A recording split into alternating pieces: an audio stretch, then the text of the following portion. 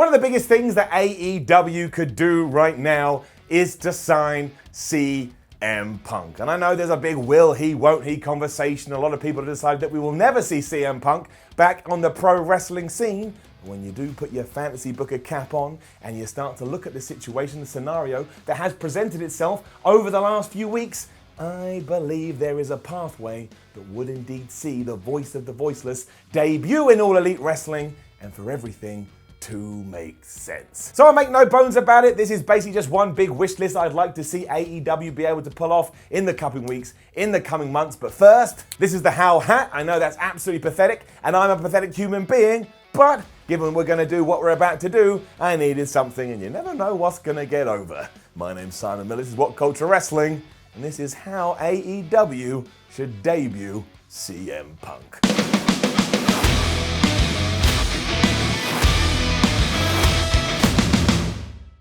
So we do need to dip into the facts very quickly in case you're not aware, but here is the quick version. A few weeks ago, CM Punk did do an interview, and in that interview, he acted a little bit pissed off with everything that had gone on in All Elite Wrestling when his name gets mentioned. Said that he'd received an offer, but it was over text message, and if you want to go give him an offer, you should go and see him in person. Didn't like the fact that when he talked to the Young Bucks, all of a sudden it became news, and there were headlines of, oh, CM Punk to AEW, and AEW wants CM Punk.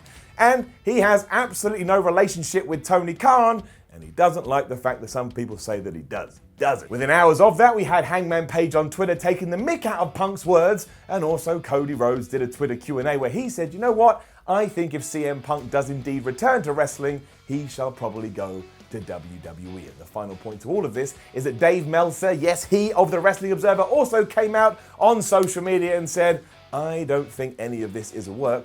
I think it's all real. Now, sure, this could be miscommunication that has rubbed everybody the wrong way, because now the word is that both parties are annoyed, or it is an ingenious way in order to get CM Punk into AEW. Let's get to some fantasy booking. If I was going to debut him in the promotion, this is exactly how I would do it. Because it's always cool when a superstar walks through the doors and it's a surprise. You're like, oh my gosh, it's that guy that I remember and it's that guy that I loved. And now he's in this brand new promotion that I always loved. It's always 1,000 times better when there's a storyline, when there's a narrative, when there's some depth behind it. So let's say that all of this is a ruse. How awesome would it be if CM Punk did indeed turn up to All Elite Wrestling to tell them directly how pissed off he is with their behavior. He didn't even want to be in their company. He didn't want them to use their name. He wanted them to show him some damn respect, and now that they haven't, he is here to shut their mouths for good. And I understand there's an irony there and a bit of a hypocritical nature, because you've come to AEW to tell AEW you don't want to be there, but as long as Punk himself addresses that and says it on a microphone, you can't poke holes in it. You just go, okay, he got that mad, he realized he had to take business into his own hands, and when you take business into your own hands in the professional wrestling industry,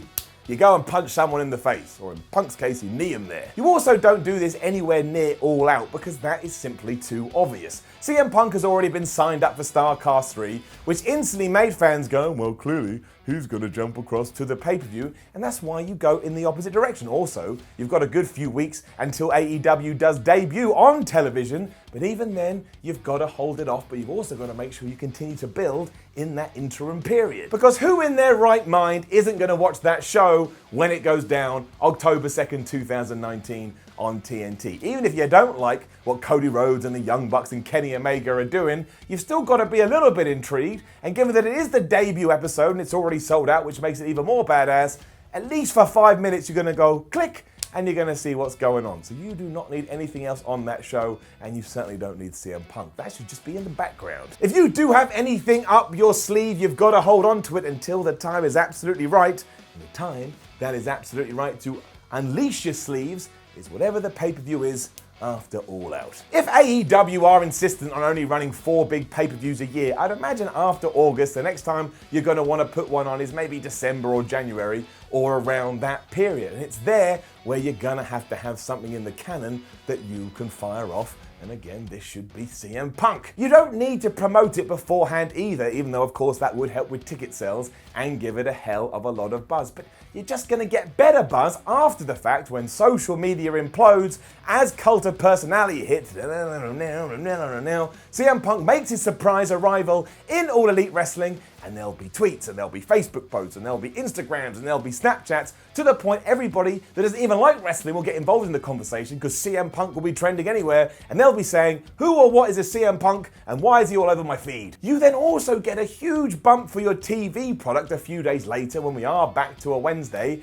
and by that point, you are probably going to need to get to the next level. You would have established the audience that you're getting week on, week out, and as soon as others hear that CM Punk is there, they'll tune in and your numbers will go up. And just think of the amount of feuds that are all ready to go. CM Punk versus Cody Rhodes, CM Punk versus the Young Bucks, either one of them, Matt or Nick Jackson, CM Punk versus Kenny Omega, CM Punk versus Chris Jericho, CM Punk versus Hangman Page. He's had so much beef already with everyone, be it with these AEW discussions or back when he was in the WWE, you can kind of pick and choose. You could even have CM come out on TNT and mention Tony Khan's name. That doesn't mean you put Tony Khan out there as an on-screen character. I mean, you just start to blur the lines because Punk can be like, even you pissed me off, Tony Khan. And if you get it, you get it. And if you don't, you don't. But you are going to feel like you're part of a special club if you do. So the best thing about doing all of that is that it's not just Punk coming to AEW, because isn't it cool that Punk is coming to AEW? You've established a story, you've established a narrative, and then you can play off of it for weeks, if not months. You can hit the ground running straight away, and as well as the initial, oh my gosh, there's also so much content for you to look back on and say, hey, remember when Punk said this?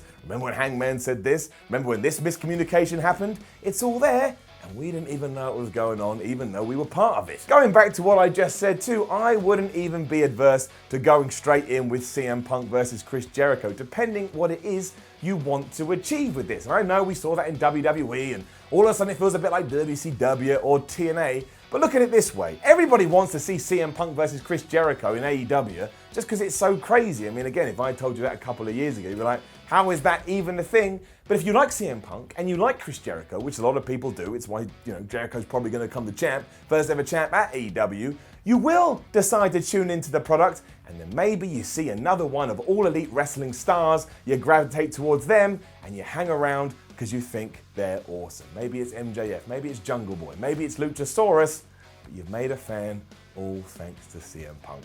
And in this scenario, Chris Jericho. And just to reiterate, I'm not saying that any of this is going to happen or that CM Punk has definitely signed for AEW. I'm just saying when I was looking at all these comments and the atmosphere and the aura from afar, I was like, yeah, this is what I would do. I would plant the seed now and I would eke it out for as long as I possibly could to get a bump in 2020. And also say to everyone, man, if you didn't think we were serious before, we just went and got one of the hottest agents, not just in pro wrestling now, but pro wrestling history. We'd all lose our minds if it happened because it wouldn't just be CM Punk finally returning, but it would be Punk returning to WWE's major new competitor. And knowing the backlog between CM and WWE, that just makes it even more crazy and probably makes it even more entertaining. And I enjoyed being entertained. Again, this is just fantasy booking. Who knows what the next few weeks or the next few months hold?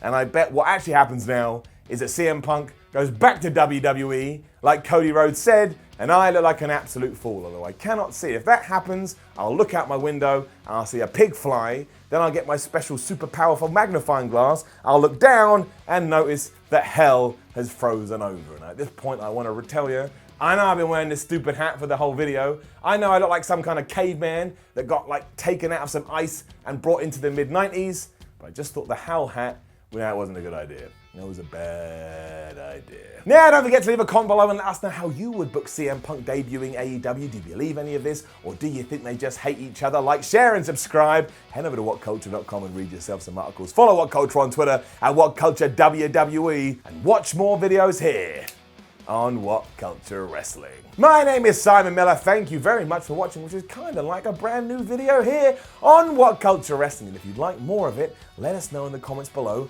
and ensure you watch. Kind of a paradoxical thing to say, because if you've got to this point, you've already watched, but just think of the avenues we can go down. How John Cena should become the biggest bad guy in the company. How WWE should make Roman Reigns cut his hair. How aliens should just invade and attack WWE, because that would make as much sense as some of the storylines we've seen recently. There are countless options, there are countless things that we can fantasy book until we can't fantasy book no more. And we started here with CM Punk and AEW, and who knows where we will get to in the future. There's only one way to do that. That's by watching, that's by supporting, that's by liking, that's by commenting, that's by sharing. And then we know the content that you would like. I'm gonna take this stupid hat off, I'm sweating, I probably have a red mark around my head because it's one size fits all, which is the biggest lie on the planet. Thank you very much for watching, and I'll see you soon.